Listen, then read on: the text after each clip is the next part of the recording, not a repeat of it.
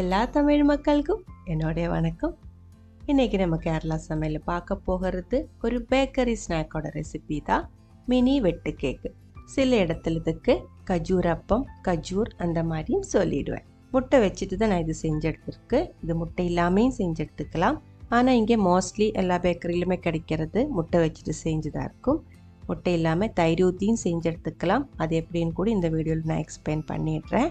Soft and க்ரன்ச்சியாக இருக்கிற ஒரு ஸ்நாக்கோட recipe தான் இது. ஒரு மாதத்துக்கு மேலே வரைக்கும் நம்மளால் இது கெடாமல் வைக்க முடியும். எப்படி செய்யலான்னு பார்த்துட்டு வரலாம். 2 கப் அளவு மாவில் தான் நம்ம இந்த கேக்கு செய்யறது. அதனால 2 முட்டை எடுத்து வச்சிருக்கு. இனிப்புக்காக 1 கப் அளவுக்கு சர்க்கரை மிக்ஸி ஜாருக்குள்ளே போட்டு இதே மாதிரி நல்லா பவுடர் பண்ணி எடுத்துக்கோங்க. அதுக்கப்புறம் நம்ம எடுத்து வச்சிருக்கிற 2 முட்டை அதுக்குள்ளே இந்த சர்க்கரை சேர்த்து கட்டி இல்லாமல் நல்லா கலக்கி எடுத்து வச்சுக்கோங்க. நீங்கள் வெஜிடேரியன்ஸாக இருந்தால் முட்டைக்கு பதிலாக 5 to 6 டேபிள் ஸ்பூன் அளவுக்கு புளிப்பில்லாத தயிர் ஒரு பவுலுக்குள்ளே ஊற்றி அதுக்குள்ளே 1/4 டீஸ்பூன் அளவுக்கு பேக்கிங் சோடா சேர்க்கணும். அதுக்கப்புறம் தான் சர்க்கரை பவுடர் பண்ணி சேர்த்து இதே மாதிரி கலக்கி எடுக்கணும். அடுத்து ஒரு பவுலில் 2 கப் அளவுக்கு மைதா மாவு சேர்த்துக்கோங்க. நல்ல ஒரு க்ரன்ச்சினஸ் இல்லை கிறிஸ்பினஸ் கிடைக்கிறதுக்காக 2 டீஸ்பூன் அளவுக்கு ரவை சேர்த்துருக்கு. 1/4 டீஸ்பூன் அளவுக்கு உப்பு, 1 டீஸ்பூன் ஃபுல்லாகவே ஏலக்காய் பவுடர், 1/4 டீஸ்பூனோட பாதி பேக்கிங் சோடா. முட்டை சேர்க்கும்போது பேக்கிங் சோடா நம்ம மாவு கூட தான் சேர்த்துருக்கு. இப்போ நான் சேர்த்துருக்கிறது 1/4 டீஸ்பூன் அளவுக்கு மஞ்சள் தூள் தான். மஞ்சள் தூள் ஆப்ஷனல் தான், வேண்டாம் அப்படின்னா சேர்க்க வேண்டியது. எல்லாமே சேர்த்து நல்ல ஒரு டைம் மிக்ஸ் பண்ணதுக்கப்புறம் 3 டேபிள் ஸ்பூன் அளவுக்கு ஆயில் ஊற்றி இருக்கு. சன்ஃப்ளவர் ஆயிலா இல்லை பாம் ஆயில் அந்த மாதிரி ஏதாவது ஒரு ஆயில் ஊற்றிக்கோங்க. அதுக்கப்புறம் கை வச்சு அந்த ஆயில் ஃபுல்லாக இந்த மாவு கூட மிக்ஸ் ஆகிற வரைக்கும் இதே மாதிரி அமர்த்தி மிக்ஸ் பண்ணி விட்டுக்கோங்க. ஆயில் ஃபுல்லாக அந்த மாவில் மிக்ஸ் ஆகணும். லைட்டாக கொஞ்சம் நனைஞ்ச மாதிரி இருக்கும். 3 to 4 டேபிள் ஸ்பூன் அளவுக்கு ஆயில் வரைக்கும் நீங்கள் சேர்த்துக்கலாம். ஆயில் நல்லா மாவு கூட மிக்ஸ் ஆனதுக்கப்புறம் நம்ம கலக்கி எடுத்து வச்சிருக்கிற முட்டையோட மிக்ஸ் இந்த மாவுக்குள்ளே ஊற்றி நல்லா பிசைஞ்சிக்கலாம். சப்பாத்தி மாவுக்கெல்லாம் பிசைகிற மாதிரி நல்லா பிசைஞ்சு எடுத்து வச்சுக்கோங்க. தயிர் தான் ஊற்றுறேன் அப்படின்னா அந்த தயிரோட மிக்ஸு இந்த டைமில் இதுக்குள்ளே ஊற்றி கை வச்சு நல்லா பிசைஞ்சு எடுத்துக்கலாம். முட்டை ஊற்றி செய்யும்போது உங்களுக்கு முட்டையோட மனம், முட்டையோட ஸ்மெல் அந்த அளவுக்கு பிடிக்கல அப்படின்னா முட்டை மிக்ஸ் பண்ணும்போது அதுக்குள்ளே 1/2 டீஸ்பூன் அளவுக்கு வெனிலா எசன்ஸ் ஊற்றி முட்டை நல்லா கலக்கி எடுத்தாலும் போதும். அப்போ ஏலக்காய் பவுடர் சேர்க்கணுன்ட்டு இல்லை, இல்லை ரெண்டுமே சேர்க்கிற மாதிரியா இருந்தால் அந்த மாதிரியும் செஞ்சுக்கலாம். புரிஞ்சிருச்சுன்னு நினைக்கிறேன். இன்னொரு விஷயம், நம்ம எடுக்கிற முட்டையோட சைஸு வித்தியாசமாக இருக்கும்.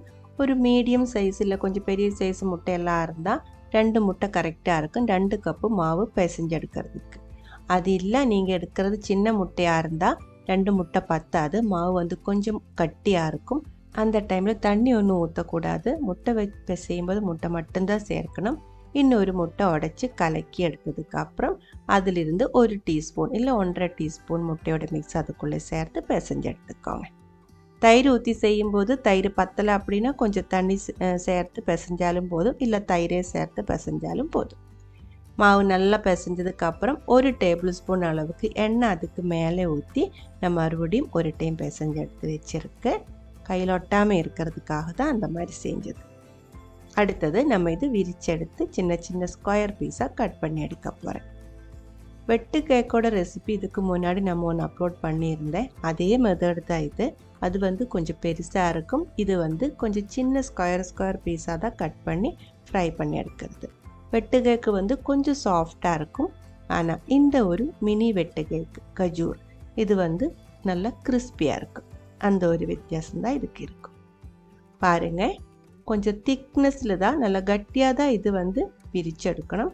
அதுக்கப்புறம் ஒரு கத்தி வச்சு இதே மாதிரி ஸ்கொயர் பீஸாக கட் பண்ணிக்கோங்க. ரொம்ப சின்ன ஸ்கொயர் பீஸாக தான் கட் பண்ணி எடுக்கணும். நம்ம இது வறுத்தெடுக்கும்போது இது இன்னும் கொஞ்சம் பெருசாகிடும். அது பார்த்துட்டு தான் நம்ம இதை கட் பண்ணி எடுக்கணும். நம்ம எல்லாமே இதே மாதிரி ஸ்கொயர் பீஸஸாக கட் பண்ணி எடுத்து வச்சுருக்கு. எண்ணெய் சூடு பண்ணுறதுக்காக வச்சுருந்தேன். எண்ணெயோட சூடு கரெக்டாக இருக்கான்னு செக் பண்ணுறதுக்கு ஒரு சின்ன பீஸ் மாவு அதுக்குள்ளே போட்டால் உடனே பொங்கி வந்துடும். அந்த டைமில் தீ கொஞ்சம் அதிகமாக வச்சு நம்ம இந்த கட் பண்ணி எடுத்து வச்சிருக்கிற எல்லா பீசஸுமே இதுக்குள்ளே சேர்த்துருக்கு. தீ வந்து ரொம்ப கம்மி பண்ணி வச்சு இது வறுத்தெடுக்கக்கூடாது. ரொம்ப கம்மி ஆயிடுச்சுன்னா மாவு வெளியே வந்து அந்த மாவு எண்ணெயில் கலங்கி போன மாதிரி இருக்கும். தீ கரெக்டான அளவில் மீடியம் டு லோ ஃப்ளேமில் அட்ஜஸ்ட் பண்ணி வச்சு இதே மாதிரி கோல்டன் கலர் ஆகும்போது எடுத்துக்கலாம். நல்லா கிறிஸ்பியாக இருக்கிற, க்ரன்ச்சியாக இருக்கிற, அதே மாதிரி நல்லா சாஃப்டாக இருக்கிற ஒரு வெட்டு கேக்கோட ரெசிபி தான் இது. இது நீங்கள் நல்லா ஆறினதுக்கப்புறம் ஒரு ஏர்டைட் கண்டெய்னருக்குள்ளே அடைச்சி வச்சிருச்சுன்னா 1 மாதம் வரைக்கும், 1 மாதத்துக்கு மேலே வரைக்கும் இது வந்து கெடாமல் வச்சுருக்கலாம். பிடிச்சிருந்தா ட்ரை பண்ணி பாருங்கள். அதுக்கப்புறம் உங்களோட கமெண்ட்ஸ் எல்லாம் சொல்லிடுங்க. இந்த சமையல் பிடிக்கிற ஃப்ரெண்ட்ஸுக்கு மறக்காமல் ஷேர் பண்ணி விட்டுக்கோங்க. அடுத்த ஒரு வீடியோவில் நம்ம உடனே பார்க்கலாம்.